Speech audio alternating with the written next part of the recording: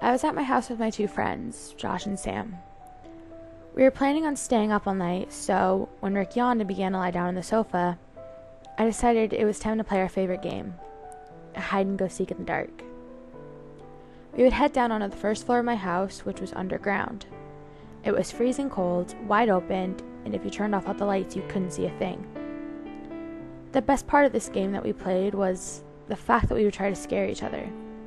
We would make as many creepy noises as we could and try to scare each other. How stupid we used to be.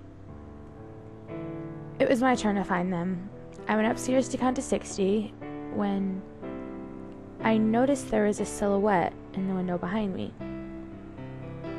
Silhouettes always creep the hell out of me, so after I calmed down enough to think logically, I took a step closer to see what it was. It was in a human-looking shape, except it was skinnier than any grown human should be. It was bald and tall, and when I looked close enough, I could have sworn it had tentacle-like moving arms.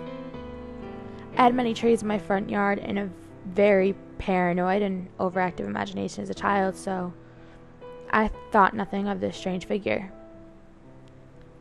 I turned around and went downstairs. I turned out the lights and began searching. There was a standard roaring noise that they did, not scary in the slightest. Then there was a deep chuckle. It sent shivers down my spine. I instantly felt like giving up, but I didn't want to seem like a coward, though. Plus, they would make that same noise every single time, and I would lose right away. I didn't want that. I just continued searching and hoped they wouldn't make the chuckle again. They made a low growl, which didn't scare me much. It was obviously Sam. Then Josh did this idiotic, high-pitched giggle that didn't scare me as much as it gave me other feelings.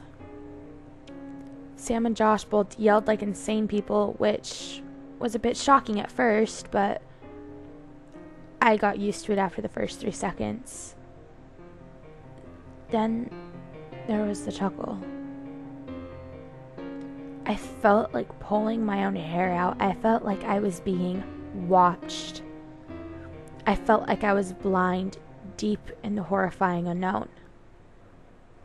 Then I realized that I was blind in the horrifying unknown. I began walking towards the light switch, finally ready to give up, when I heard movement from the corner of the room I had just walked by. I ran towards them. You had to tag them before you could say you found them. I moved around for a bit, arms outstretched, when from the very opposite side of the room, Josh began talking. "Alan," he said, which meant Rick was there. Rick was usually the easier one to find, I thought smugly as I continued looking around. "Are you okay?" said Rick, from the same direction Josh was in. From directly in front of me, there were footsteps growing closer. And then there was a deep chuckle.